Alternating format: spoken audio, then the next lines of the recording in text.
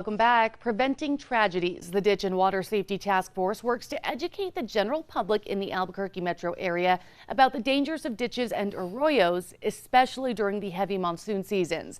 We're joined this morning by Willie West talking more about the Ditch and Water Safety Task Force and the resources they're providing right here in the metro. Good morning, Willie. Good morning, Stephanie. Thank you so much for being here this morning. morning. Now, Willie, tell us, what is the difference between a ditch and an arroyo, and why are they so dangerous? Okay, I'd be happy to. So arroyos or channels, those are primarily moving water from the foothills to the river, from the West Mesa to the river. Mostly run east to west. Their responsibility is to move drainage water. Okay. Whereas ditches are primarily moving irrigation water. They go from north to south and they feed the farmers up and down the Rio Grande Valley. There's about 200 miles of ditches that the Middle Rio Grande Conservancy District is responsible for. There's over 130 miles of arroyos and channels that AMAFCA, the Albuquerque Metropolitan Flood Control Authority, who I work for, and the city are responsible for, plus 800 miles of drain pipe. Plus we have about 200 dams and ponds. What makes these facilities dangerous is most of the time, especially the channels and arroyos, they're empty. There's no water in them.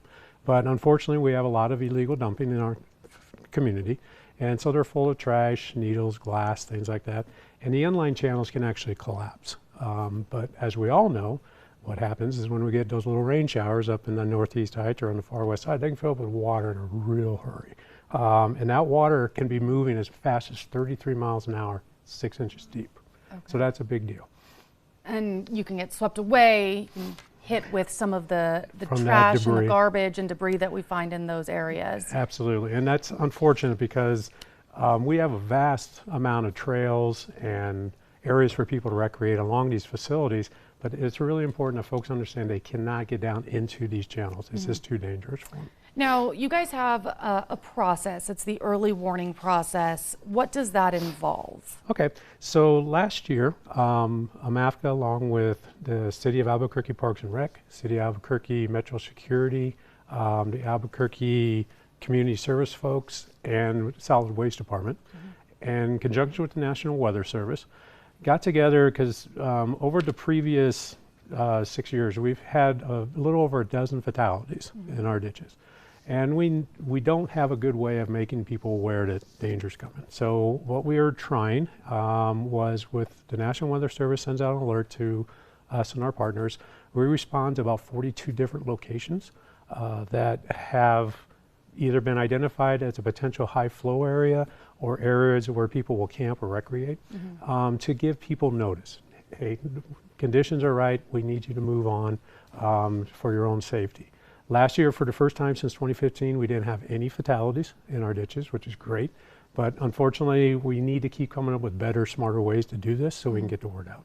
And there's also some ordinances in place to make sure that people are staying out of the ditches and arroyos. Tell us a little bit about those. So in 2022, Councilor Feigelborn introduced legislation that was passed in, I believe, August, that specifically addresses folks camping in our facilities, as well as being down in the facilities, which prohibits people from doing those things. And it also gave law enforcement something that they could do to encourage those people to leave if we could not. And then in the county, Commissioner Quesada introduced very similar legislation, and that passed, I believe, in October. So both of those provide us with another tool to try and keep folks safe, first of all, but also those who are using our facilities inappropriately, such as camping or setting up camps in our facilities. It gives us an alternative to ask them to move on, and then if we need to, we can call on our law enforcement partners to help us. Willie, where can our viewers go for more information on AMAFCA or the rules that are kind of in place right now to keep everyone safe? Okay, so a great website I highly encourage is ditchtoditches.com. We are part of an organization called the Ditch and Water Safety Task Force. It's created back in the 80s. And at that time, the primarily concern was for our children. We were having a lot of kids killed in our ditches and our facilities. Ironically, the Ditch and Water Safety Task Force has done a great job over the years educating our kids. 200 events a year, talking to our children in our classrooms, getting information out there. The ditchtoditches.com website has a great amount of information and downloads that folks can use. We've done a good job reaching that target audience. I mentioned earlier that we've lost 11 people. The average age of the people that Albuquerque Fire Rescue is pulling out is 33. So that's a different target audience that we need to go hit right now.